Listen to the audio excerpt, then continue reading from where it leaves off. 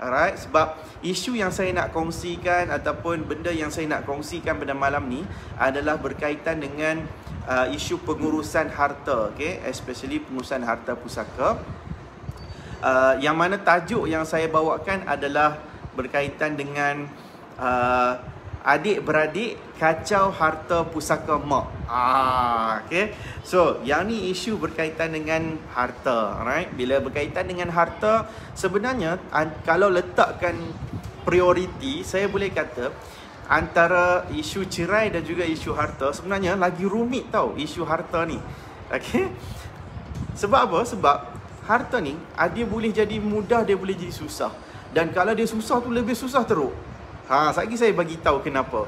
Alright. Dan saya nak mengucapkan sekali lagi terima kasih banyak-banyak juga kerana bagi anda yang telah mengikuti saya, yang dah share saya punya artikel saya yang terbaru. Wah, ini paling top, meletup.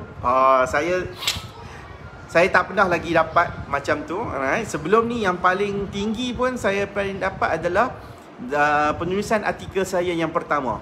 Okay, penulisan artikel saya yang pertama iaitu saya ulas satu drama berkaitan dengan Nur 2. Cerita Nur 2 yang Syafiq Kyle dengan Amira Rosli berlakon tu. Cerita tu kan agak menarik dan trending. Tak ada apa-apa isu dalam drama tu, tak ada kesalahan apa. Cuma saya ambil satu part tu untuk saya ulaskan. Tajuk yang paling saya ingat sampai sekarang, tajuknya adalah Wanita Jangan Takut Jadi Janda. Kan? So, adalah cerita lah. Kalau siapa nak tengok yang tu, dia punya artikel yang paling mula dululah, 2 tahun 3 tahun lepas. Yang tu adalah permulaan dan yang tu lah share yang paling tinggi setakat yang saya pernah dapat, iaitu 9.4k share. Oh, gitu. Alright. Tetapi yang drama terbaru ni, yang ni mendapat sampai 13,000 lebih dan hampir 14,000 share. So saya rasa macam benda ni mungkin banyak orang baru tahu, mungkin ada orang yang mungkin keliru, ataupun ada yang betul-betul benar-benar nak menyampaikan mesej kita. Right, mesej ataupun pesanan kita kepada pihak penerbitan supaya berhati-hati dalam bab penayangan drama-drama ataupun movie yang berkaitan dengan isu syariah, okay? Isu undang-undang syariah. Alright, sebab benda ni dia bukan benda yang main-main berkaitan dengan hukum syarak. Alright, tambah-tambah isu berkenaan dengan nasab. Alhamdulillah, it's quite good. Mungkin tak semua orang dapat, tapi sekurang-kurangnya ramai juga yang kita bagi adding value. Dan terima kasih kepada anda semua yang dah share tersebut. Dan terima kasih juga kepada siapa yang malam ni yang dah tekan share video saya. Dan saya ucapkan terima kasih. Right? Kita cuba sebar luaskan untuk lebih ramai orang yang dapat menonton. Okay? Dan kau boleh share-share lah kepada grup-grup anda, grup-grup community ke, kan bahagian tak kisahlah. Okay? Dan sekali lagi saya cakap, dan ni mungkin dah ramai dah masuk, tunggu sehingga habis nanti. Alright? Bila habis nanti live ni, dekat nak habis nanti, saya ada satu pengumuman menarik. Saya ada satu pengumuman, saya akan maklumkan, okay? Dan pengumuman ni adalah pengumuman yang saya rasa mungkin lah kan, satu pengumuman yang menarik lah untuk warga Kedah dan juga Pulau Pinang. Mesti kata, siapa Pulau Pinang dan Kedah je? Saya nak mula dengan Pulau Pinang dan Kedah je dulu. Okay, tetapi insyaAllah nanti later on kita akan tengok macam mana. Alright. So dan siapa yang mungkin tengok video ni, tengok video ni selepas habis ni, dia tengok dekat YouTube, terima kasih kalau anda tekan subscribe. Sebab untuk pengetahuan anda, setiap video yang saya sampaikan, yang saya ulas dan sebagainya, semuanya ada di dalam YouTube. Okay, boleh cari dekat Fahmi Ramli Channel. Dan jangan lupa untuk tekan subscribe. Okay, setiap drama pula dah. Setiap perkongsian saya semuanya diletakkan video ni semua dalam YouTube. So anda boleh cari, senang cari kat YouTube. Kalau anda suka Facebook, dia susah sikit sebab banyak nak slide satu-satu kan. Tapi dekat YouTube kita ada kat situ. Okay, jangan lupa tekan subscribe je. Alright. So, saya tak mau buang masa, tak ada nyanyi-nyanyi apa. Mungkin ada orang yang baru, mungkin dia tak tahu. Yang lama dah tahu kadang-kadang saya suka menyanyi. Main gitar sambil menyanyi. Saya ada praktis satu lagu untuk menyanyi ke hampa. Tapi saya rasa saya malas nak buat benda tu. Sebab saya nak fokus terus kepada perkongsian pada malam ni, iaitu berkaitan dengan pengurusan harta pusaka. Alright. Iaitu isu yang saya bawakan adalah adik-beradik kacau harta pusaka mak. Alright. Siapa yang pernah melalui isu macam tu? Saya percaya ramai orang yang mungkin dia sedang lalui, okay? Yang mungkin yang menonton saya ni sedang lalui isu tersebut. Tak payah abang pun tak apa, okay? Ataupun mungkin dia dengar kawan dia kawan dia duk mengadu, cerita kata adik pusaka mak dia tak selesai lagi sebab adik-beradik duk kacau dan sebagainya. Alright. Tetapi saya nak kena bagi fahamkan kepada anda, tugas saya adalah memahamkan kepada anda betapa pentingnya, alright, betapa pentingnya ilmu pengurusan harta ini, perempuan dan tuan-tuan. Alright, sama ada kita masih sedang hidup dalam tempoh perkahwinan, berlaku perceraian ataupun mungkin berlaku kematian, semua benda ni adalah berkaitan. Setiap daripada kita mesti akan ada kaitan benda ni. Kalau kita tak kahwin pun pasti kita akan mati. So, bila mati dan juga perceraian dan sebagainya, semua ni akan melibatkan kepada pengurusan harta. Okey, baik. Dalam kes berkaitan dengan kematian, bila berlaku kematian, jangan ingat semua isu semua harta, okay, semua harta tu dia akan menjadi pusaka. Alright, sebab di dalam hukum syarak, okay, nak sampai kepada pusaka tu dia jatuh nombor 3. Sekali lagi jatuh nombor 3. Alright, apa nombor 1 dengan nombor 2? Okay, nombor 1 yang pertamanya adalah bila harta tu ditinggalkan, okay, mati seseorang, okay, mati kita, bayangkan hampa semua ni, kita semua mati ni, setiap seorang kita mati ni, harta kita tu dia akan jatuh level pertama dulu, level hutang. Okay, hutang dalam tempoh perkahwinan. Hutang tu dulu. Alright, sebab bila hutang, okay, dia mesti diselesaikan pembahagian hutang tu, bayaran hutang tersebut. Okay, so bila hutang, macam hutang bersifat peribadi, okay, bukan kepada bank tetapi bersifat peribadi. Contohnya kita pinjam kepada mak, pinjam pada abang, pinjam kepada adik, kawan dan sebagainya. So sebahagian daripada duit tu perlu digunakan untuk membayar hutang terlebih dahulu. Termasuklah kalau katalah untuk pengurusan jenazah, so kita kena bayar. Alright, so yang tu daripada duit si mati tersebut. Selepas mati tu, selepas hutang tu, baru akan pergi kepada wasiat dan juga hibah. Alright, wasiat dan juga hibah. Wasiat tu maksudnya sebelum mati tu, si mati ni, dia masa hidup dia ada buat wasiat, dia ada pesan supaya sebahagian daripada harta dia dibayar ataupun diserahkan kepada rumah anak yatim, kepada Tuan Fahmi Ramli. Contoh, tiba-tiba saya layak untuk terima wasiat sebab saya tak ada kaitan kalau hampa nak bagi wasiat. Saya okey. Alright, so wasiat dan juga apa begitu, wasiat dan juga hibah. So hibah pun kita kena tengok juga sebab sama ada harta tu lah dihibahkan ataupun tidak. Okay, dan kemudian dah selepas habis tu semua baru akan masuk kepada pusaka. So dia punya lapis tu. Tadi saya lupa nak sebut. Hutang pun salah satu daripadanya adalah harta sepencarian. So harta sepencarian pun boleh jadi kepada hutang. So hutang kepada siapa? Kalau mati tu suami, so hutang kepada isteri. So isteri tu boleh tuntut atas pencarian sebelum selesai pusaka. Sekarang selesai atas pencarian tu. Kalau si mati tu isteri, so suami tu boleh tuntut atas pencarian. Okey? Dan untuk penyelesaian tu dia adalah kriteria yang kita tak akan bincang pada hari ini, tetapi saya nak bagi tahu itu peringkat dia. 3 peringkat untuk kita nak tapih sampai menjadi penyelesaian kepada pusaka. Yang pertama hutang, yang kedua wasiat dan juga hibah, dan yang ketiga baru pergi kepada pusaka. Sebab apa? Ramai orang yang ingat bila berlaku saja kematian, semua harta tu dijadi sebagai harta pusaka terus. Okey? Kalau dari sudut logiknya memang betul lah. Okey, asalkan harta tu mati seseorang, okay, bila contoh kita beli kereta. Kita ada kereta, kita ada motosikal. Contoh, okey. Mati kita tu, nama tak berubah kepada orang lain lagi. Right? Mati kita, dia masih lagi nama si mati. Okay? Dia masih lagi nama si mati. Ada kereta, ada motor, masih lagi nama dalam geran. Jadi, bila berlaku kematian tersebut, memang ia dinamakan sebagai pusaka ataupun tinggalan daripada si mati.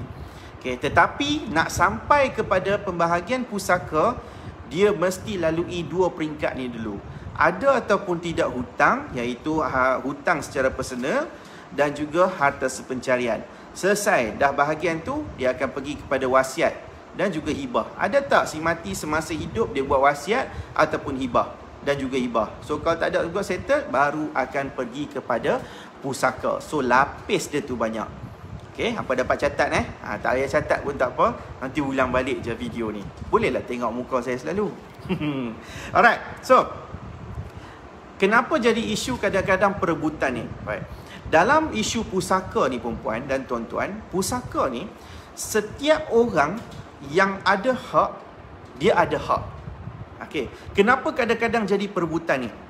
Mostly apa yang saya lalui berdasarkan kepada pengalaman, kebanyakan orang yang bergaduh tentang harta pusaka, especially adik-beradik, adalah disebabkan dia tidak ada waris lelaki. Okay, iaitu saya spesifikkan dia mungkin tak ada anak lelaki, ada anak perempuan, okay? Ataupun dia mungkin tidak ada anak langsung. Tak ada anak langsung, yang mostly memang akan pergi kepada bahagian-bahagian orang lain. Right, sebab dalam Islam, bila seseorang itu meninggal, okay, kita nak cerita tentang bahagian pusaka ni, kebanyakan yang rapat dengan kita, right, dengan darah daging kita ni, dia adalah orang yang layak. Kalau kat saya paling basic tu, siapa yang kita kena tahu, right? Yang pertamanya anak lelaki. Okay, anak lelaki, kemudian anak perempuan. Bahagian anak lelaki dengan anak perempuan ni, dua nisbah satu. Bahagian anak lelaki dia lebih dua daripada satu.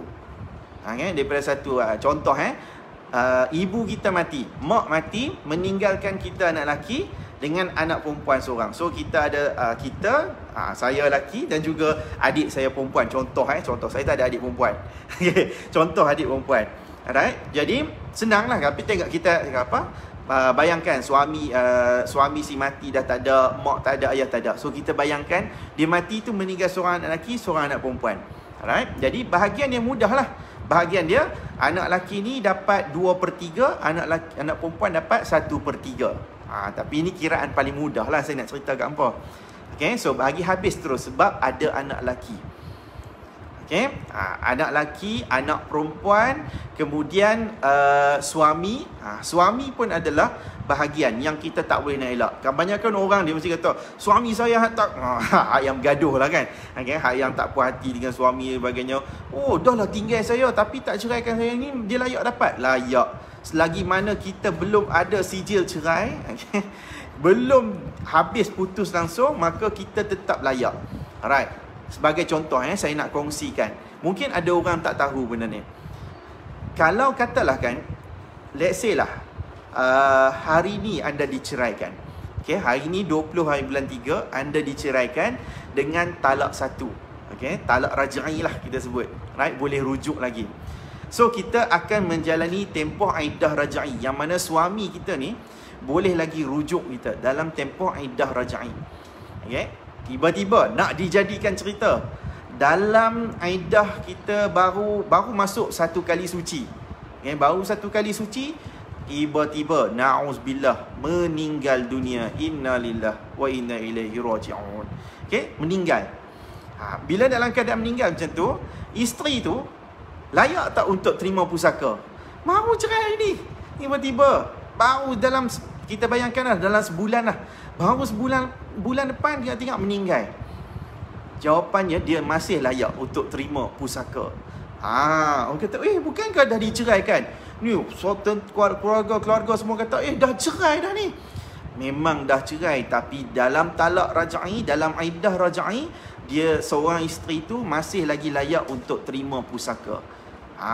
Jadi Yang ni ilmu baru kot. Siapa yang tak tahu mungkin tak. Siapa yang dah tahu dia rasa macam benda ni normal. But it's okay. Anggaplah ni macam revision balik je.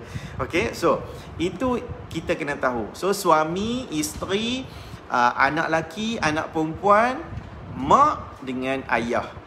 Yang ni adalah 6 orang yang basic lah. Kalau kata meninggal, tengok 6 orang ni dulu. Ada ataupun tidak. Okay. Mostly kalau cerita bergaduh semua ni, cerita dia adalah berkaitan dengan tak ada waris ataupun anak lelaki. Suami dia takkan boleh, walaupun suami ni lelaki, okay, tapi dia tak boleh ambil semua. Dia tak boleh terima semua. Bahagian dia yang ditetapkan, suami kalau kata tak ada anak, okay, let's say lah isteri meninggal, mati dia tinggalkan suami, tak ada anak, suami dapat 1/2 bahagian saja. Kalau ada anak, jadi 1/4. Okay? Dia tak ada suami-suami. Sebab seorang perempuan, dia hanya kahwin dengan seorang lelaki saja. Tapi berbeza kalau dengan wanita, seorang isteri. Okay? Kalau dia kematian suami, kalau ada anak, kalau tak ada anak, bahagian dia 1/4. Okay? Kalau ada anak, 1/8. Itu kalau seorang isteri. Bayangkan kalau kata ada 2 orang isteri. Bahagian dia yang asal dia 1/8, sebab ada 2 isteri, dia akan jadi 1/16. Hampa kongsi lah. Itu 1/16.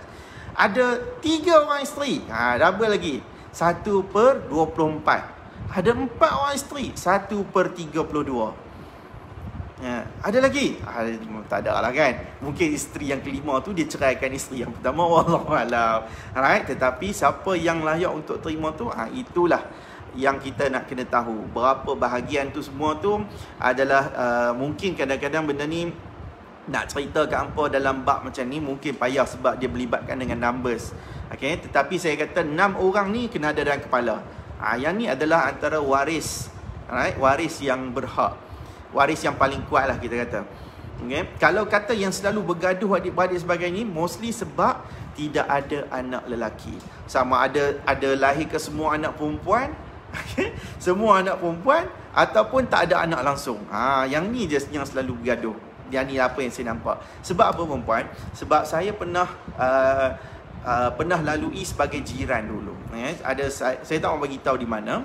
Jiran saya dulu sebelah rumah, saya sering cakap benda ni. Rumah dulu tu saya teringin sangat nak beli rumah dia sebab corner lot.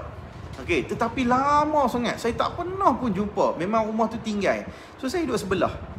Bila saya duduk sebelah tu, saya teringin nak beli rumah sebelah tu sebab campur lah kan, corner lot dengan ni dia jadi besar lah. Tapi saya tak pernah jumpa. Saya hanya jumpa setahun sekali saja. Itu pun pada hari raya. Jadi saya tak kenal. Saya nak cuba sembang. So dia bagi tahu yang ni rumah ni ditinggalkan oleh mak. Arwah mak meninggal. Tetapi disebabkan ada 3 orang anak perempuan, tidak ada waris lelaki yang adik ke abang ke, tidak ada. Alright, yang ada hanyalah dia akan pergi kepada pakcik. Sebab Tok Wan dah tak ada, dia pergi pada saudara lelaki seibu sebapa, iaitu pakcik kepada mak dia. Bapa penakan lah, bapa saudara. Jadi bapa saudara ni bila dia tahu pasal rumah, nilai rumah tu pula bukan kaling-kaling. Zaman sekarang punya bahasa kan, bukan kaling-kalingnya harga. Jadi of course nilai dia tu ada, dia nak. Kalau kita ni dalam bank tu pun ada dekat dalam 100, kadang orang tak berebut, apa nak ambil lah kan. Kalau katalah motor, motor Honda Cup kita pun tak berebut. Tapi dia sebabkan benda ni rumah, ada nilai yang makin tambah, maka dia teringin nak campur tangan juga. Alright, that's why yang ni yang selalu kita bawakan. Yang selalu kalau saya boleh tanya kepada semua ni, kepada hampa semua yang tengok ni kan, mesti hampa akan kata biar. Benda tu yang selalu lalui. Yang kadang-kadang adik-beradik halai ni kacau ni sebab dia nak bahagian yang dia rasa perlu. Kadang-kadang mungkin dia tu tak dapat pun, okay? Tapi dia mempergunakan mak dia. Mak hak yang tak larat ni pun, mak kadang-kadang mak ni tak kisah pun. Mak ni tak mau dah. Tak apalah, bagilah kat cucu-cucu dan sebagainya. Okay? Sebab yang mati ni anak dia sendiri. Mati anak. Kemudian ada anak kita ni mati meninggalkan ada cucu lagi. Kadang-kadang mak dah tua pun mak dia tak mau apa dah. Mak ni kira habis, okay, biarlah tak apa, dapat depa urus habis tu. Tapi disebabkan bahagian mak yang ditetapkan tu 1/6. Dia fardu tau. Mak ni fardu 1/6 memang wajib dapat. Okey. Jadi meninggal tu dia tetapkan, kadang-kadang mak ni tak mau dah, berkata bagilah, yang penting cucu tu dapat eloklah duduk sebagainya. Tiba-tiba ni hak lain-lain ni sorong bawa nak berebut juga sebab nilai harta tu. Nilai harta yang ditinggalkan si mati tersebut. Kalau cerita ni mati ni takat tinggal 10,000, saya tak rasa sangat nak bergaduh banyak sangat tu. 100,000 pun mungkinlah kadang-kadang lah nak ada pun. Tapi bila kadang-kadang dia harga ataupun nilai suatu benda yang ditinggalkan terlampau tinggi, saya tanya ke hampa semua dah, mesti hampa biasa dengar kan cerita-cerita macam ni kan. Jadi apa yang menjadi kerisauan kepada ramai orang adalah bagaimana dia nak atasi isu sebegini. Bagaimana dia tak mau bagi dalam keadaan dia meninggal dunia dan kemudian waris dia, anak, isteri ataupun suami semua ni tidak akan bergaduh antara adik-beradik, mak dan sebagainya. Perkara yang pertama sekali adalah yang paling penting, kalau saya tanya kat saya apa solusi terbaiknya, solusi terbaiknya adalah kita cuba untuk memahamkan. Kita kena cuba untuk galakkan supaya semua orang faham, belajar dan redha. Berkaitan dengan harta ni, bagaimana dia punya pengurusan dia. Alright, sebab apa? Sebab dia berlaku pada diri saya sendiri, yang mana saya sentiasa meletakkan nasihat arwah abah saya ni tinggi. Iaitu arwah abah saya pernah pesan, abang, one day kalau kata abah tak ada, jangan sesekali kacau harta orang lain. Maksudnya kacau, macam contoh pakcik saya, dia tidak ada anak lelaki. So kalau kata meninggal, dan kemungkinan saya pun akan dapat bahagian. Memang betul lah. Tetapi saya tak mau macam tu. Abah kata jangan buat macam tu. Kalau nak memudahkan urusan, fine, datang dan buat serahan. Jangan dua ambil. Kita ada kita punya bahagian kita. Sebab kita tak pernah nak kacau orang, apa kita nak kacau apa? Alright? Sebab walaupun kita lelaki, tapi sebabkan kita faham benda ni semua, maka kita tolaklah bahagian tersebut. Alright? Sebab mereka yang usahakan, kenapa kita pula yang nak buat kacau. Jadilah kita dalam bab pusaka ni, bab lelaki ni, kita panggil bab bab yang menerima ni, dia boleh jadi rahmat.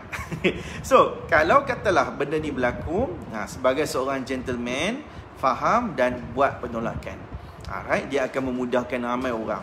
Kenapa kita nak kacau benda ni? Kenapa kita nak serabut? Sebab apa? Kalau tidak, harta tu dia akan dibiar, dia akan tertunggak, dia akan menyebabkan generasi yang seterusnya, iaitu generasi anak kita pula menanggung beban.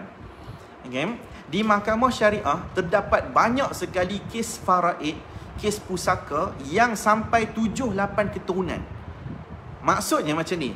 Ni tok nenek, tok nyang, tok nyek semua dulu tu, yang peringkat dulu punya zaman sebelum merdeka punya cerita ni, duk ada lagi dalam geran tu. Tak pernah pun buat pusaka dan sebagainya. Jadi bila jadi macam tu, cuba bayangkan, bagaimana kita nak mencari waris-waris yang ditinggalkan. Waris di sebelah ni, nak kena cari yang ni dulu meninggalkan berapa orang. Ni ada setengah tu kes, saya memang payahlah nak ambil kes ni macam ni. Alright, sebab jenuh nak mencari. Kadang-kadang makan tahun nak mencari waris ni. Sebab kita nak buat kiraan dan sebagainya, bagi memudahkan proses pengeluaran perintah faraid. Bukan main susah kalau isu macam tu. Alright, abang bayangkan sendirilah kalau kata ni kita ni kan, cuba tanya diri sendiri enggak. Hampa paling ingat sekali, alright, berapa rapih? Kalau tanya saya paling ingat sekali sepupu, 2 pupu je. Mai 3 pupu semua tu saya dah jam dah. Ada orang kadang-kadang sepupu je. Dia tanya, ada orang dia tak tahu, dia adik-beradik je dia kenal. 2-3 beradik je. Masuk sepupu sepapat semua saya tak kenal dah. Tu kalau sepupu, belum lagi cerita anak sepupu. Lagi kita pun kadang dah tak ingat kan. Macam tu lah bagaimana betapa peningnya nak mencari keturunan tersebut. Alright. So saya pun pesan dulu dekat masa ada peluang dapat jumpa orang sebelah rumah tu. Saya pun berkata, kalau biar lagi lambat lagi teruk. Sebab kalau kita meninggal, beban tu akan ditanggung pula oleh anak kita. Sebab bahagian bapa saudara ni tetap akan ada. Kita tak boleh nak kata apa-apa. Okay? Kalau dia tak turun kat bapa saudara, kalau bapa saudara tu meninggal pun, dia akan pergi kepada anak dia pula. Nak cari anak dia pula lagi susah. Kan? Okay. So, solution yang pertamanya adalah kita cuba sentiasa macam ni. Memberi peringatan, memberi nasihat, memberi ilmu kepada semua orang supaya kita fahamkan tentang isu pengurusan harta ni dan jangan terlalu obses untuk nak ambil harta yang kadang-kadang kita tak ada sumbangan pun. Walaupun memang dari sudut hak memang kita berhak, tapi kita fikirkan tentang adakah kita bagi sumbangan apa-apa terhadap keluarga tersebut. Okay, alright. Tu yang pertama. Kalau dah pertama tu selesai tapi still tak boleh selesai juga, mau tak mau kita kena fikirkan solution berkaitan dengan pengurusan harta yang seterusnya. Kalau yang mati tu suami, alright. Suami mati meninggalkan rumah, contoh dia, meninggalkan apa-apa harta lah, alright. Isteri kalau nak dapat bahagian lebih, kalau sebab dia dapat 1/8, so nak dapat lebih daripada 1/8, kita boleh filekan harta sepencarian. Alright, filekan harta sepencarian, maka mahkamah mungkin boleh putuskan bahagian kita tu separuh ataupun mungkin kurang, mungkin juga lebih, depends. Alright, tetapi asalkan harta tu dibeli dan tempoh perkahwinan cukup syarat untuk menggelarkan dia sebagai harta sepencarian, maka kita tuntutlah yang tu harta sepencarian. Syarat dia, harta yang kita nak tuntut tu adalah harta yang ditinggalkan oleh suami kita yang meninggal dunia. Alright? Sama juga kalau isteri meninggal pun, suami boleh tuntut bahagian harta sepencarian. Okay? Sebab itu adalah kita sebut macam peringkat pertama tadi, saya kata apa? Dia adalah hutang. So kita kena selesaikan bab hutang tersebut kalau kita nak dapat lebih. Okay? Yang tu yang kedua. Tadi mula-mula kita faham, belajar ilmu dulu dan kemudian kita boleh apply untuk tuntut atas pencarian. Selesaikan hutang, maka kita boleh dapat lebih. Alright? Dan yang ketiga, yang caranya adalah untuk kita baik lagi. Sorry, ada gangguan. Okey, yang seterusnya adalah kita buat hibah dulu. Semasa hidup kita boleh buat hibah. Ramai orang yang dia tak ambil berat tentang hibah ni, perempuan dan tuan-tuan. Hibah, mungkin ada setengah orang dia takut sebab dia tahu, oh ini nak menjual saja ni. Tak, alright. Kalau orang lain, alright, kalau hampa rasa hampa takut dengan orang lain sebab dia takut nak menjual, saya ni tak pernah lagi setakat ni saya menjual. Alright, saya bagi ilmu supaya hampa rasa sendiri kesedaran. Sebab bila kita tak ada preparation, bila kita tidak ada buat sesuatu untuk urusan harta kita, dia akan menyebabkan waris kita, waris kita yang akan menguruskan segala-galanya tentang harta kita, dia akan rasa macam terbeban. Seriously talking, right? Saya menguruskan kes-kes berkaitan dengan pusaka, berkaitan dengan harta pencarian sebagainya. It's not easy. It's not easy kalau dah masuk ke mahkamah syariah. Kita nak berurusan dengan banyak pihak. Saya sendiri, pengalaman saya sendiri, saya lepas saja kematian arwah abah, saya ingatkan bila kita ni kita boleh selesai cepat. Tak cepat juga, alright? Dia makan masa hampir setahun lebih juga nak selesai. Itu pun dalam keadaan kami adik-beradik, yalah tak ramai, saya, adik saya, mak saya settle lah. Sebab kami dua orang lelaki, kemudian mak saya saja. So senang lah kat situ. Okay? Cuma bila kita cerita tentang orang yang mungkin anak beranak ramai, yang mungkin ada meninggalkan sebahagian harta dan sebagainya, jangan ingat bila berlaku kematian, sebab kita cerita pusaka kan malam ni kan. So Bahawa berlaku kematian, jangan ingat harta tu senang terus akan transfer, akan terus bertukar. Tambah-tambah pula dia melibatkan dengan rumah. Oh, lambat weh, lambat. Serius, right? Saya bagi tahu sebab ini adalah berdasarkan kepada pengalaman. Tu belum cerita lagi orang nak kacau, okay? Kita tengah duk tuntut atas pencarian sebab kita dapat lebih. Adik-beradik lain pun nak lawan juga. Oh, kami pun ada part untuk hartas pencarian ni. Alright, sebab apa? Dalam kes hartas pencarian, let's say saya bagi contoh situasi, kalau katalah suami meninggal, isteri nak tuntut hartas pencarian sebab dia nak dapat bahagian lebih. Dia nak dapat bahagian lebih daripada pusaka. So, siapa defendant? Siapa yang akan kita lawan? Yang akan kita lawan tu adalah semua ahli waris yang berhak kepada pusaka, termasuk dengan anak-anak kita. Anak-anak perempuan ni, iaitu anak lelaki berapa orang, anak perempuan berapa orang, kemudian mak. So kalau kata ada anak lelaki lah. Tapi kalau tak ada anak lelaki, anak perempuan, saudara lelaki, saudara perempuan, yang tu semua tu akan masuk.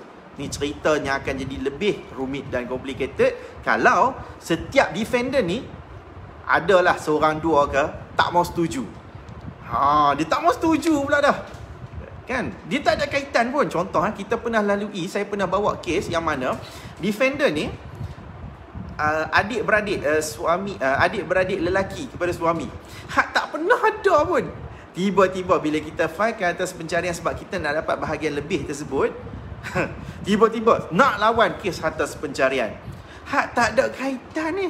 Tak pernah ada sumbangan apa pun. Tapi disebabkan yang tu kes melibatkan dengan rumah, dengan wang dan sebagainya, semua gelap mata. Saya tak boleh nak bagi lebih lah sebab ini adalah realiti yang kita lalui. So, itu situasinya. Baik, kalau katalah hartas pencarian sebut diputuskan, maka kita hanya akan dapat bahagian, contoh isteri dapat 1/8 plus lah hartas pencarian, dumdam. So rumah tu bolehlah kita kata dia dapat banyak lah, separuh, mungkin dia dapat bahagian sikit. Alright, tetapi bahagian yang baki yang lain adalah bahagian kepada ahli waris. Bahagian kepada ahli waris. Siapa ahli waris? Itulah anak-anak kita semua tu. Jadi kalau kita tidak ada wang, macam mana kita nak beli rumah tu? Macam contoh kita dah duduk selesa dah, rumah yang dah lama duduk dengan bekas suami dan sebagainya, dah mati dengan arwah suami, dah lama, anak semua dah okey dah. Tapi disebabkan rumah ni atas nama si mati, nama suami, jadi mau tak mau kita pun dah jarang nak fikir nak pindah. Kita dah tak mau dah nak pindah. Kita nak selesa rumah ni. Jadi mau tak mau kita nak kena keluarkan simpanan kita, wang kita untuk bayar bahagian kepada ahli waris yang lain. Pening kan? Penat kan? Kalau tidak ada, maka tak ada jalan lain. Tak ada jalan lain melainkan dia ada dua je. So, ada dua jalan. Tak ada jalan lain. Ada dua cara saja. Iaitu ni yang datang daripada syurga, iaitu adik-beradik ataupun siapa-siapa yang ahli waris ni, dia kata tak apalah Kak Long ambil lah rumah ni, kami buat penolakan, ambil lah, duduklah dengan Kak Long dan sebagainya. Kalau semua orang settle, dia kata buat penolakan, maka selesai. Alright, tutup buku. Maksudnya kita serah, menolak hak. Selesai. Kalau kata semua pakat menolak hak, serah kat situ, maka selesailah isu pusaka kita. Tapi kena pula hak yang jenis tak yang jenis nak juga. Maka mau tak mau, rumah, tanah ke apa pun kena dijual dan dibahagikan mengikut kadar bahagian yang telah ditetapkan. Inilah part yang paling sekali kita rasa macam saat yang kita mungkin akan down. Alright, di mana kita akan diarahkan untuk perintah jual. Tapi itu jelas jalan je. Macam mana kita nak buat? Tak boleh buat apa-apa melainkan jual. Okay? Itu je lah. That's why saya nak bagi tahu yang hampa duk kata apa dekat tanah Penang makin kurang orang Cina duk beli sebagainya kan. Itulah sebabnya, salah satunya. Sebab selain daripada developer nak beli dengan harga yang lagi tinggi, selain itu juga adalah disebabkan nak menyelesaikan harta pusaka. Bagaimana kita nak pecah lagi tanah? Tak ada cara lain melainkan jual, dapat duit, duit boleh dibahagikan. Itu je lah cara dia. Kan? Alright. So, saya faham setiap orang dia mungkin ada permasalahan dia tersendiri, dan saya henti untuk perkongsian saya setakat ini, dan saya akan ambil soalan daripada anda bermula daripada sekarang. Okey, sekarang baru boleh letak soalan.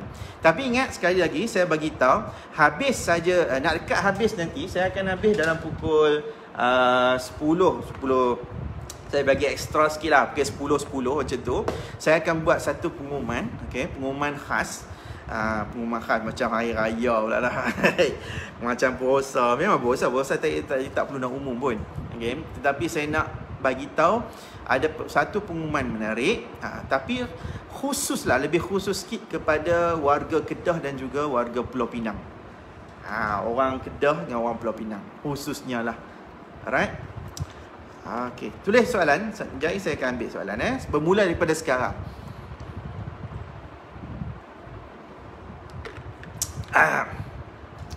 Hafizah. Tuan, saya dari Bangi. Tuan, kalau ada peluang untuk tuan berlakon dalam filem tuan kata kerajaan telah keluarkan pakai. Pasal apa pula aku nak kena berlakon? Saya tak berlakon pun. Saya kalau berlakon saya kerah lagi. Saya tengok kamera pun saya senyum.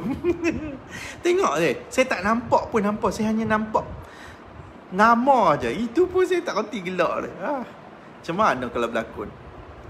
Tuan, sekarang kerajaan telah keluarkan pembekuan akaun bank bekas suami ingkar. Dijangka laksana tahun ini. Baguslah nasib wanita terbela. Kerana bersangka boleh berada, tapi kalau saya sanggup mengalah. Oh, okey. Ini bukan soalan. Saya macam ni lah. Pembekuan akaun bank ni, pada saya dia bukan benda yang baru sebenarnya. Bukan benda yang baru. Mungkin pada orang lain mungkin nampak baru. Sebenarnya sebelum ni pun, kalau katalah seseorang suami yang seorang bapa, diperintahkan untuk membayar nafkah anak, dah kena perintah bayar, let's say lah RM500 sebulan. Kemudian dia tunggak bayar, saya tak bayar. So dia ada tunggakan, ada hutang, ada tunggakan. Jadi bila difailkan tunggakan nafkah anak, mahkamah perintahkan untuk dia membayar tunggakan tersebut. Dalam masa yang sama, perintah yang nafkah tu masih hidup berjalan. So perintah tunggakan yang dikehendaki untuk membayar tersebut gagal untuk dibayar. Masa tu pun kita sebenarnya dah boleh mohon, dah boleh mohon untuk dibuat apa-apa pembekuan ke ataupun sekatan akaun bank ke. Kita masih boleh mohon pada perintah mahkamah. Alright. Cuma mungkin benda ni sebelum ni ada setengah negeri kot yang ada isu yang mana pihak bank tak mau bagi kerjasama untuk nak sekat dan sebagainya. So mungkin bagus dengan ada kalau katalah ada undang-undang baru nak dibuat ni, dia mungkin akan memberikan kuasa kepada pihak bank untuk nak menyikat akaun. Sebab sebelum ni saya faham ada isu setengah keadaan yang mana pihak bank dia tak mau dengar perintah daripada mahkamah syariah, sebab dia kata dia tertakluk di bawah kerajaan pusat. So dia tak ada kaitan. Saya rasa betul juga. Tetapi mungkin ada sesetengah negeri yang dah memang kita dah ada berjaya pun sekat. Tu saya kata tak, benda ni bukan benda yang baru, cuma mungkin baru nampak je kat sini. Tapi still ingat kalau kita nak sekat akaun bank pun, dia bukannya macam saya terus pergi mahkamah syariah untuk nak sekat. Tak. Alright, dia mesti bermula dengan tuntutan nafkah dulu. Dia kena ada perintah nafkah. Pastinya lah. Siapa yang belum dapat nafkah contohnya tuan, so dia nak tuntut nafkah, dia kena tuntut di mahkamah nafkah diri dia berapa dulu. Dah ada perintah nafkah, barulah kita tengok gagal ataupun tidak. Kalau ada gagal, ada culas, kita kena buat tuntutan tunggakan dulu. Once dah ada tuntutan tunggakan, barulah kita boleh buat permohonan yang macam ni. Saya percaya dia masih lagi dalam tempoh percubaan juga sebenarnya. Oh maaf Puan Natrah Rosli, mentari terbit belum tinggi, baru sejengkal sepanjang jari. Assalamualaikum Tuan Fahmi, Tuan Peguam Viral dan juga Peguam Selebriti. Aduh, Peguam Selebriti tak payahlah Peguam Selebriti. Saya biasa marhain. Saya marhain macam biasa je. Tahulah macam mana ramai kau panggil selebriti. Aku ni selebriti apa? Soalan saya, sekiranya seorang suami hendak berpoligami, okey, bolehkah isteri sedia ada menuntut apa-apa hak mereka atau membuat syarat tambahan di mahkamah selain atas pencarian? Okey, good. Dan bagaimana pula dengan hak bakal isteri? Okey. Yang kedua, bagaimana cara nak buat hibah perlu jumpa siapa? Buat dengan tuan boleh ke? Okey, baik. Sekiranya suami hendak poligami, okey. Bila nak poligami di mahkamah syariah, biasanya seorang suami yang nak mohon poligami, dia akan menawarkan, okey, dia akan menawarkan penyelesaian kepada isteri dan juga anak-anak. Kalau isteri sedia ada, dia akan tawarkan untuk isytiharkan apa-apa harta yang dia ada sebagai harta sepencarian. Okey, so berbanding orang yang lain yang dalam tempoh perkahwinan biasa tak ada masalah apa, dia tak boleh nak dapat harta pencarian terus. Okay, nak tuntut atas pencarian, dia mesti antara tiga, iaitu berlaku perceraian, berlaku kematian ataupun suami berpoligami. So dalam keadaan suami yang mohon poligami, ini adalah peluang untuk isteri pertama dapat declaration terus apa harta sepencarian dia dan berapa bahagian yang dia nak. Alright, so itu adalah harta sepencarian, boleh direkodkan. Yang keduanya adalah hak diri dia sebagai seorang isteri untuk mendapat nafkah. So peluang untuk seorang isteri mohon juga perintah nafkah. Kalau sebelum ni dalam tempoh perkahwinan tidak ada perintah nafkah, tak ada pun mohon ke mahkamah ataupun tak ada pun mahkamah perintahkan bagi nafkah berapa sebulan kat diri dia. So dia pun tak pernah fikir pun nak berapa sebagainya. Yang ni kalau suami yang berpoligami, dia wajib untuk tawarkan berapa nafkah untuk isteri sedia ada. Kalau ada ramai dah isteri, kena tawarkan berapa isteri-isteri kena ada. Okay, so itu nafkah. Dan juga nafkah anak. Nafkah anak yang masih kecil, yang masih layak untuk terima nafkah, maka dia kena isytihar juga berapa nafkah untuk anak dia. Okay, anak dia, bukan anak tiri, bukan anak orang lain lah. Okay? So dia mesti anak dia sendiri berapa nafkah yang dia kena bagi kat situ. Alright.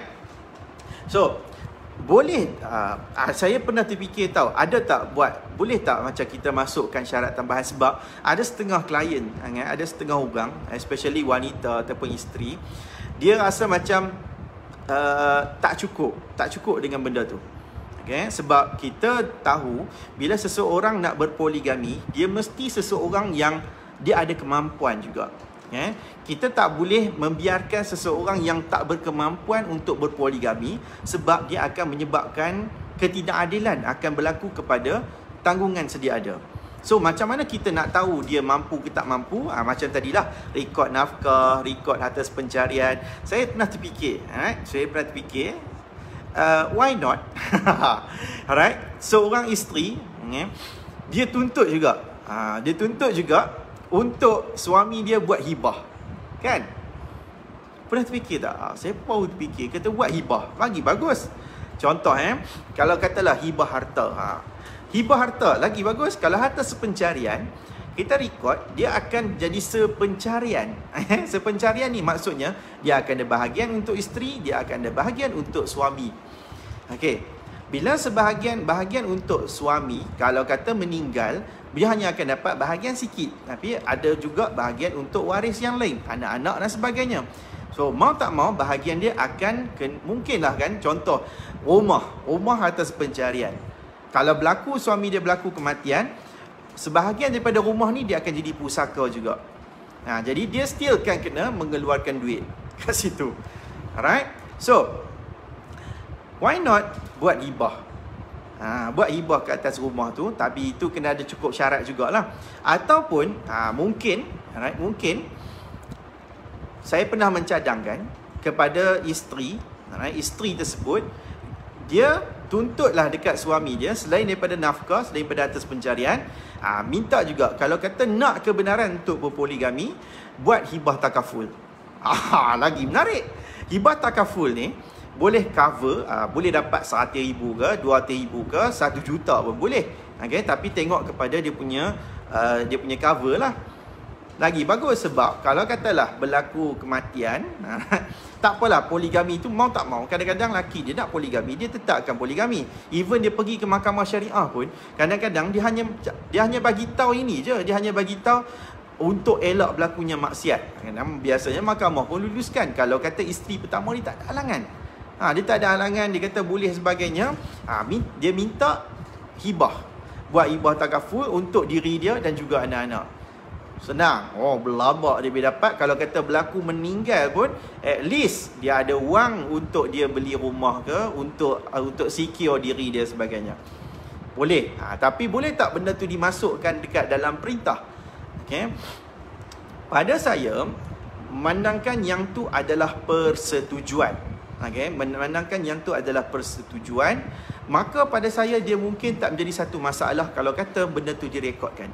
Sebab dia adalah persetujuan. So persetujuan kita boleh rekodkan, asalkan benda tu tidak melanggar kepada syarak, tidak melanggar kepada undang-undang dan juga hukum syarak.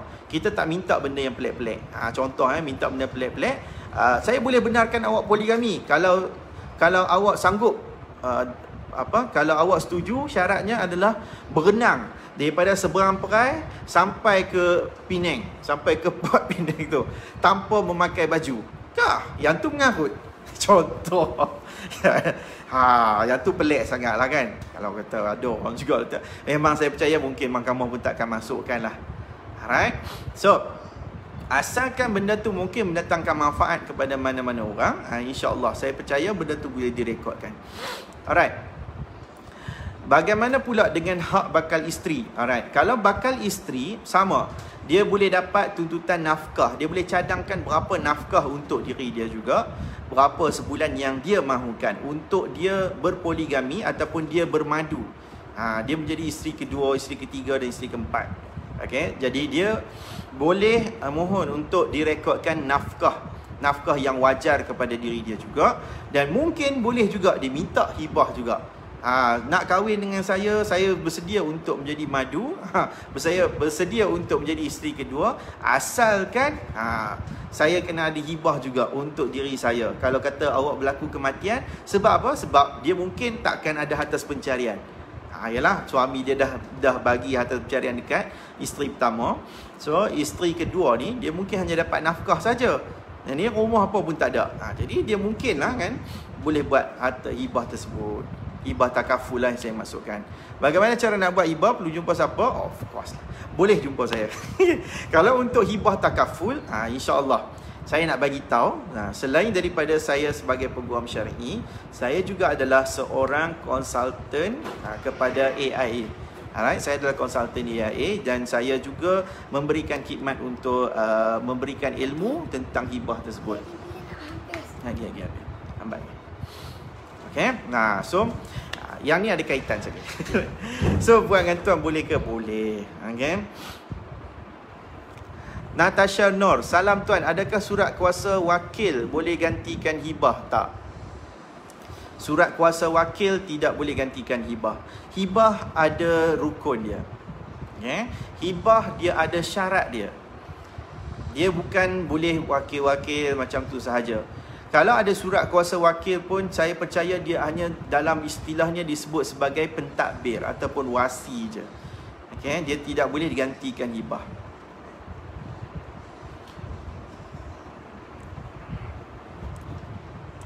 Salam tuan, adakah surat ikatan amanah boleh gantikan hibah? Surat ikatan amanah tidak boleh gantikan hibah. Surat ikatan amanah dia lebih kepada macam, dia lebih umpama kepada wasiat lah. Okay? Tapi dia kalau tak ada perkataan wasiat pun tak jadi juga. Cuma dia punya terma dia tu mungkin lebih nak ke arah kepada pesanan ataupun wasiat je. Hibah tak boleh. Right? Surat ikatan amanah adalah surat ikatan amanah. Hibah adalah hibah. Hibah adalah satu benda yang diberikan semasa hidup. Diberikan semasa hidup. Dan berkuat kuasa pun semasa hidup. Tapi kalau katalah berlaku kematian tu baru dapat, yang tu pun boleh jadi juga. Cuma surat ikatan amanah tidak. Dia berkuat kuasa pun selepas berlaku kematian. Okay. Dia dua benda yang beza. Kenapa? Hibah dia ada rukun dia. Surat ikatan amanah tidak ada rukun yang ditetapkan dalam syarak. Okey. Marianti Rahman, tuan, suami ada rumah nama bersama isteri. Okey. Selepas kematian suami, adakah adik-beradiknya berhak tuntut harta? Saya ada 3 anak lelaki, 1 perempuan. Okey. Suami ada rumah nama bersama isteri. Selepas kematian suami, adakah adik-beradik? Okey, baik. Adik-beradik tidak akan dapat. Okey, adik-beradik tidak akan dapat sebab apa? Sebab ada anak lelaki. Okey, bila ada anak lelaki, isteri akan dapat, isteri akan dapat 1/8. Anak lelaki dengan anak perempuan macam itulah, dia 2 nisbah 1. Jadi dia kena ada buat kiraan dia. Alright.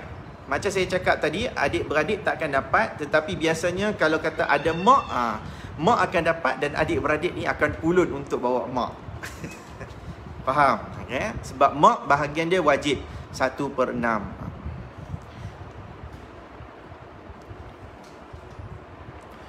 Okey, Farhana AB Halim. Assalamualaikum tuan. Waalaikumsalam. Kalau si mati tinggal di rumah pusaka arwah datuk nenek dan rumah masih penama datuk nenek. Si mati ni suami dulu dah meninggal dan kahwin baru. Si mati suami dulu dah meninggal dan kahwin baru. Dan suami dulu ada anak tunggal seorang perempuan dan suami baru ni tak ada anak. Boleh ke bapa tiri ni menuntut harta tersebut? Si mati 6 beradik tapi maksudnya baik, bapa tiri tak boleh nah. Yang tiri-tiri ni tak boleh dapat. Okey, sepatutnya yang ada kaitan yang restu kandungan tu, yang saudara kandung, adik-adik kandung, yang ni saja, yang ada pertalian darah saja. Yang tiri-tiri tak boleh cerita dalam pusaka. Tapi quite complicated kan. Tok nenek rumah masih penama datuk nenek. Suami dulu dah meninggal dan kahwin baru. Si mana?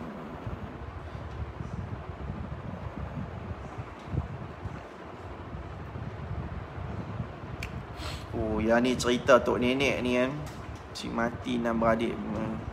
Saya kalau kata bab ni, kita dah, kalau Puan Farhana, bila cerita tentang datuk nenek ni, dia mesti ada pembahagian yang kiraan dia tu, dia mungkin akan pergi kepada adik-beradik yang ditinggalkan oleh tok nenek ni juga, bukan dekat orang tu saja. Okay? Sebab kalau katalah datuk nenek tu masih masih ada lagi nama dia dekat dalam geran tersebut, okay, dia bukan turun kepada siapa yang duduk dekat rumah tu semata-mata. Dia mesti akan tengok kepada siapa yang ditinggalkan oleh datuk nenek tersebut. Nama siapa. Dia akan pergi tengok pakcik-pakcik tu. Pakcik-pakcik tu pula ada yang mati dulu, ada yang mati kemudian. Yang ni lah yang kita kata, yang saya tak boleh nak bagi dia punya ni, siapa yang dapat sebagainya. Okay, saya boleh bagi tahu, saya tak boleh bagi tahu kepada siapa yang dapat sekarang ni, siapa yang tak layak, siapa yang layak.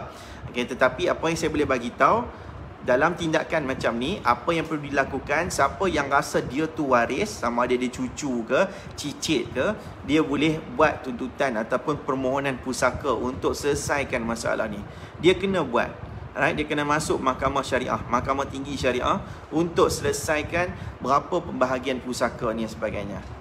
Okey. Anna Ahmad, tuan boleh cerita sikit beza hibah dengan wasiat? Hibah adalah pemberian semasa hidup. Okey. Dia berkuat kuasa semasa hidup. Hibah dia ada rukun dia. Dia ada syarat sah hibah dia. Okey. Baik. Hibah ni dia lebih kurang, okay, dalam pemberian dia, maksudnya pemberian dalam bentuk kasih sayang. Kita bagi tanpa kita meminta imbalan apa-apa. Okay, misal contoh, saya ada jam tangan, okay, saya masih hidup. Saya jam tangan saya ni saya nak hibahkan kepada siapa? Siapa? Okay, contoh Puan Ana. Puan Ana ambil. Saya hibahkan Puan Ana ni jam. Saya bagi masa hidup ni, maka dia akan pindah milik semasa hidup. Okey. Jadi kalau hadiah, lebih kurang macam hadiah tapi bagi masa hidup. Cuma bezanya apa dia? Hadiah, okay, dia tak ada rukun. Hadiah kita bagi. Tapi hibah dia rukun. Dia ada benda yang kita kena sempurnakan. Dia ada barang dia ada pemberi, dia ada penerima, dia ada akad. Akad hibah. Saya menghibahkan harta ini kepada kamu. Okey. Baik. Hibah pula dia boleh ada dua orang yang boleh menarik semula hibah. Okey, iaitu bapa yang hibahkan kepada anak. Alright, bapa tu boleh tarik balik. Dan juga hibah datuk kepada cucu. Dia boleh tarik balik. Okey. Wasiat. Wasiat adalah pesanan. Wasiat adalah pesanan. Dia bukan pembahagian harta atau wasiat. Wasiat adalah pesanan. Apa pesanan hidup semasa hidup si mati supaya ia dikuatkuasakan selepas berlaku kematian. Contoh si mati ataupun contoh saya wasiatkan kepada anda semua yang menonton ni, kalau kata saya meninggal, saya wasiatkan supaya ilmu saya, video-video saya ni disebar lagi, macam seolah-olah saya masih hidup. Tu contoh dia. Okey, itu wasiat. Ataupun setengah orang yang dia kata ayah wasiatkan, kalau kata ayah meninggal ni, hutang-hutang ayah ni tolong jelaskan. Dia bagi tahu berapa hutang, siapa dia hutang sebagainya. Okey. Itu asasnya. Tetapi kalau nak wasiatkan harta boleh, cuma wasiat harta dia mesti dilakukan kepada bukan ahli waris. Contoh, ayah nak wasiatkan harta sebiji rumah dekat anak dia. Tak boleh. Okey. Wasiat harta dia tidak boleh dilakukan kepada ahli waris. Tak boleh. Okey. Tapi kalau nak wasiat tu kepada bukan ahli waris. Contohnya anda nak wasiatkan kepada saya, kalau kata berlaku kematian, rumah saya kat sini ni bagi kepada Tuan Fahmi Ramli. Tiba. Okay, saya pun dengan berbesar hatinya menerima wasiat tersebut. Okay, so wasiat akan berkuat kuasa kalau kata berlaku kematian. Cuma wasiat harta dia mesti tak lebih daripada nilai 1/3 daripada harta yang ditinggalkan. Okay, itu je. Kalau kata nak bagi lebih, sebab masa zaman Nabi dulu ada sahabat Nabi yang dia nak wasiatkan seluruh harta dia ke jalan Islam untuk demi Islam. Nabi kata tak boleh, kurangkan lagi sampailah 1/3 sahaja. Nabi kata itu pun sudah cukup madai. Sebab apa? Lagi 2/3 tu adalah bahagian kepada ahli waris. Okey, ada lagi? Sikit lagi 5 minit Lepas tu saya akan bagi tahu apa pengumuman saya. Syawa M. Zain, salam tuan, anak lelaki meninggal dulu dari ibu bila ibu meninggal. Anak lelaki meninggal dulu dari ibu bila ibu meninggal. Adakah arwah anak lelaki itu dapat harta pusaka? Okey. Bila arwah anak meninggal dulu dari ibu,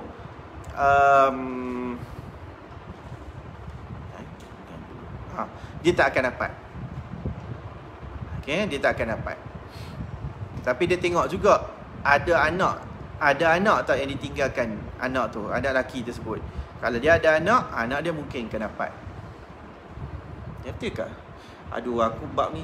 Sorry lah, saya Puan Syawa. Kalau saya straight forward Saya tak boleh nak jawab bab ni. Okay, saya tak boleh nak jawab bab ni. Saya mohon maaf. Saya confused untuk malam ni. Tapi tinggalkan saya benda ni. Saya akan cuba jawab pada hari nanti, hari Rabu, untuk saya confirmkan. Sebab yang ni isu berkaitan dengan siapa mati dulu kan. Tapi setahu saya, kalau kata anak lelaki tu meninggal dulu, dia takkan dapat yang tu takkan dapat. Okay, tetapi sebabkan yang ni anak lelaki, saya confuse. Alright, saya confuse. Nanti saya confirmkan balik. Okay puan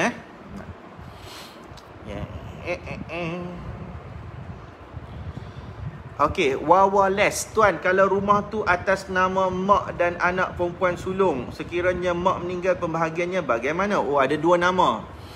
Baik.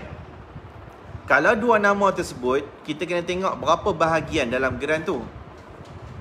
Okey, bahagian dalam geran tu bagaimana?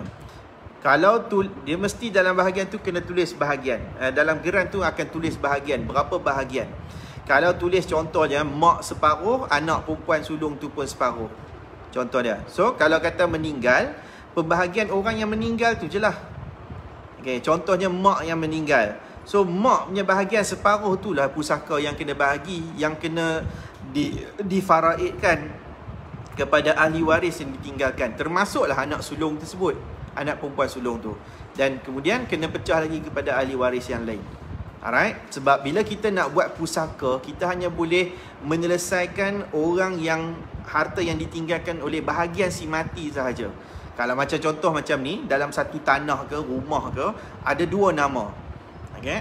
Saya ambil, kalau yang ni mungkin nama mak dengan anak ni dia jarang berlaku. Yang paling common sekali berlaku, right? Iaitu sebuah rumah yang dibeli oleh suami dengan isteri dalam tempoh perkahwinan. Ada dua nama, JV kat situ, separuh-separuh.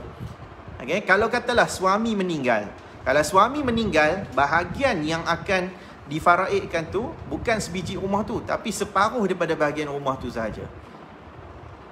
Itu yang kita kena tahu. Okay? Kalau anak perempuan tu saja, kita kena cari juga, tengok waris lelaki yang lain siapa yang ditinggalkan oleh mak tersebut. Sekiranya arwah anak lelaki nak tuntut ayah. Yang ni saya kata macam tadi tuan, setahu saya dia boleh dapat sebab isu dia anak lelaki. Kalau anak tu anak perempuan, ya mungkin tak dapat. Yang mati tu contoh anak tu anak perempuan, dia mati dulu, ya mungkin tak akan dapat. Ni tapi sebab dia anak lelaki. Tapi saya nak confirmkan benda ni betul-betul hari Rabu nanti. Okay. Okay, alright. Ilya baru dapat join. Thank you.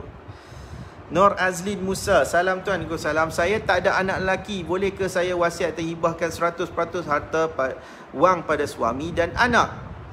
Jawapan dia tak perlu buat wasiat. Nak wasiat tu kepada Fahmi Ramli boleh. Okey, tapi nak buat hibah boleh. Hibah nak buat 100% pun boleh.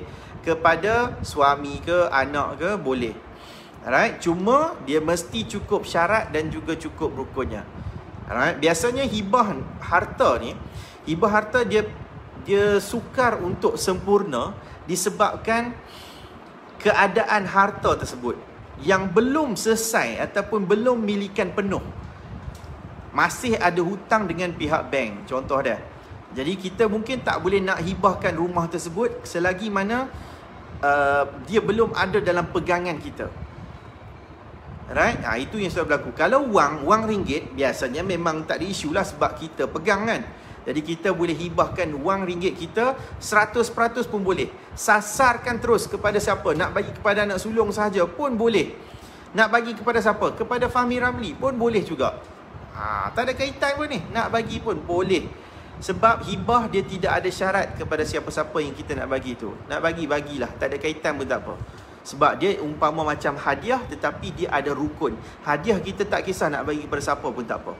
Okay? Macam wasiat, dia mesti kepada bukan waris, nilai tak lebih pada 1/3, kemudian kena pada orang Islam sahaja. Macam hibah, dia tak perlu macam tu.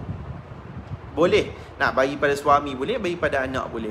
Cuma hibah untuk harta, kalau masih harta tu dalam hutang, maka kita kena buat surat ikatan hibah kat situ. Yang ni yang saya lalu handle. Wan Noria, tuan, perintah mahkamah keluar untuk 2 anak 800. Tapi dia dia jarang-jarang bayar kot. Jarang-jarang bayar. Lepas tu dia bayar 300 je sebulan. Boleh saya buat tuntutan tunggakan? Boleh. Okay? Boleh, tak ada masalah. Alright. Okay, pukul 10.10 dah. Tu dia. 1 jam 10 minit saya live. Penat. Okay, so saya akan skip terus kepada pengumuman saya pada malam ni. Alright. Saya sedang untuk nak memperbanyakkan perkongsian berkaitan dengan harta dan sebagainya.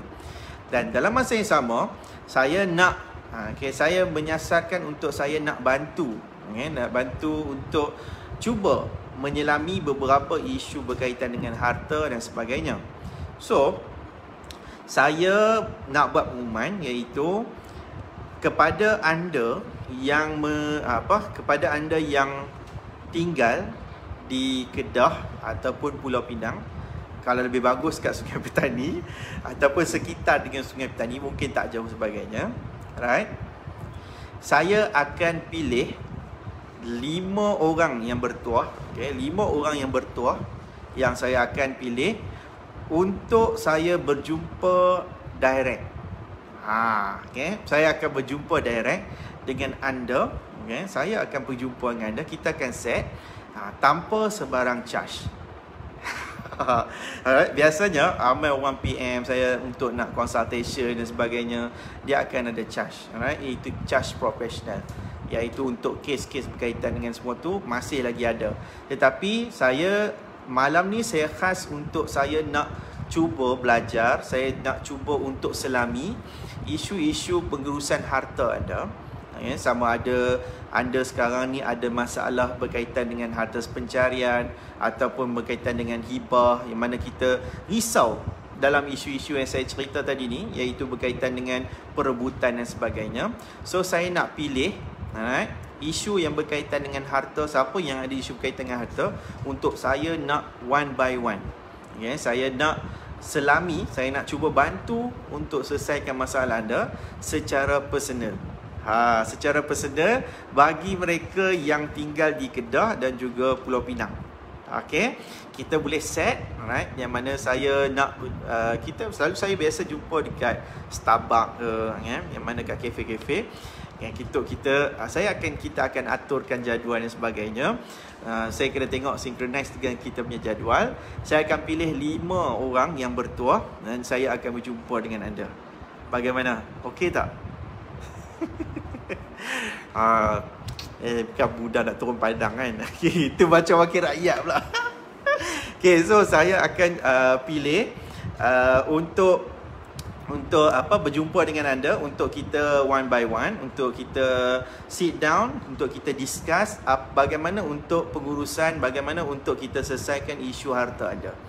Okay, yang ni adalah sebagai satu saja je lah, nilai tambah lah, okay? Sebab anda dah banyak bagi persoalan yang memungkinkan saya sentiasa akan lebih sentiasa growing dan sebagainya. So why not, why not saya nak berjumpa dengan anda sendiri, okay? Wah, menarik boleh lah. Biasa bila lagi nak jumpa saya kan? Biasanya orang jumpa saya, dia tengok saya pergi mahkamah je, dia kata, macam bisa tengok ni dah pakai mask kan. Tapi orang still perasan saya, sebab saya jenis tak pakai songkok. Masuk dalam court je saya pakai songkok. So orang perasan rambut ni, orang perasan kening saya, kata ini betul ni. Tapi semua pakai tengok. Macam tu je. Okay, so saya harap saya dapatlah berjumpa dengan anda. Okay, macam mana caranya adalah saya akan postkan, dekat page saya nanti ni satu link, Google Form, dan anda boleh isikan maklumat-maklumat yang saya akan masukkan tersebut, dan kemudian saya akan PM, saya akan call ke, ataupun tim saya akan call untuk aturkan pertemuan saya dengan anda, khusus untuk orang yang berada di Kedah dan juga Pulau Pinang. Okay, ni ada orang daripada Selangor apa nak jumpa, saya tak kisah, yang penting saya nak jumpa yang di Kedah dan Penang je. Okay, tetapi jujurlah, alright, InsyaAllah later on kalau kata ada rezeki, mungkinlah sampai ke negeri lain juga, alright, sebab dia melibatkan kos.